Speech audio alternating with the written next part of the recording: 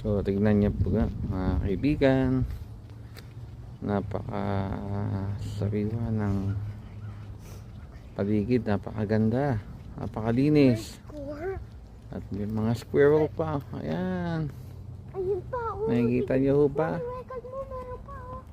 Ayun pa, Naglalaro lang sila dito. ayun pa, ayun pa, ayun pa, Ayan. ayun pa. So guys, kita nyo naman. Yan ang mga kapitbahay nating squirrel. Madami po dito niyan sa Maryville. Ayan. Masaya ho sila ditong patakbo-takbo. Malaya ho silang umakit sa mga puno.